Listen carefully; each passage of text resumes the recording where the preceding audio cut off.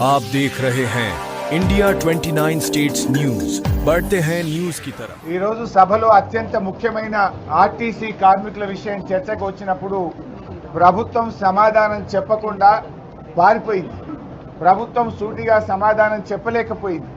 మేము సూటి ప్రశ్నలు వేసిన ఏ ప్రశ్నకు కూడా సమాధానం చెప్పకుండా ఊకదంపుడు ఉపన్యాసాలు కొట్టి ఆరోపణలు చేసి తప్పించుకోవాలని ప్రయత్నం చేసినారు. శాసనసభలో మందబలంతోనో అధికారాన్ని ఉపయోగించో సభా నాయకుడిగా మీరు మా గొంతు నొక్కుతారేమో కానీ రేపు ఆర్టీసీ కార్మికుల హృదయాలను మాత్రం మీరు గెలుచుకోలేరు. ఇవాళ అర్థమైంది. రాష్ట్రంలో ఆర్టీసీ కార్మికులందరూ కూడా గమనిస్తూ ఉన్నారు. ఈ ప్రభుత్వం ఎన్నికల ముందు ఏం చెప్పింది, గెలిచిన తర్వాత ఏం చేస్తుందో ఇవాళ రాష్ట్రంలోని ఆర్టీసీ కార్మికులందరూ కూడా చూశారు. మేమేమడిగాం, మా ప్రభుత్వం ఉన్నప్పుడు ఆర్టీసీ ఉద్యోగులను ప్రభుత్వ ఉద్యోగులుగా గుర్తిస్తూ నిర్ణయం తీసుకున్నాం. అసెంబ్లీలో బిల్లు పాస్ అయింది, గవర్నర్ గారు ఆమోదించిండ్రు, గెజిట్ కూడా పబ్లికేషన్ అయింది. ఏ డేట్ నుంచి వాళ్ళని తీసుకుంటారంటే దానికి సమాధానం చెప్పలేదు.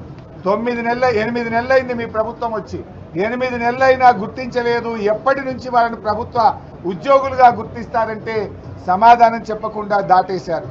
యూనియన్ పునరుద్ధరణ గురించి అడిగితే సమాధానం చెప్పలేదు. చనిపోయిన పిల్లలకు రెగ్యులర్ ఉద్యోగాలు ఇవ్వాలంటే దాని మీద సమాధానం చెప్పలేదు. ముఖ్యమంత్రి గారు ఫిబ్రవరిలో ఇచ్చిన చెక్కు 300 కోట్లు, అది డమ్మీ చెక్ అయింది. ఆ డబ్బులు పాస్ కాలేదు. దాని సంగతి ఏంటంటే సమాధానం చెప్పలేదు. మహాలక్ష్మి ఉచిత బస్సు పథకానికి డబ్బులు ఇవ్వడం లేదు. మీరు ఏప్రిల్ మే 2 నెలల్లో 1 రూపాయి కూడా ఇవ్వలేదు. ఎందుకు ఇవ్వలేదు, ఎప్పుడు ఇస్తారు అంటే దానికి సమాధానం చెప్పలేదు. ఏ ప్రశ్నకు కూడా సమాధానం చెప్పకుండా బుల్డోజ్ చేసే ప్రయత్నం చేసినారు. అంతేకాకుండా నేను యూనియన్ అధ్యక్షుడిగా ఉన్నానని ముఖ్యమంత్రి గారు మాట్లాడారు.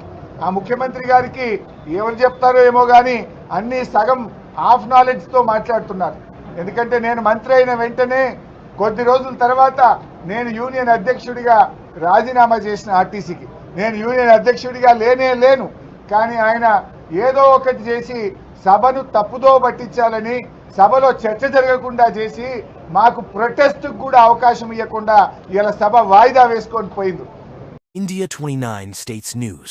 Please support my channel, like, share and subscribe my channel.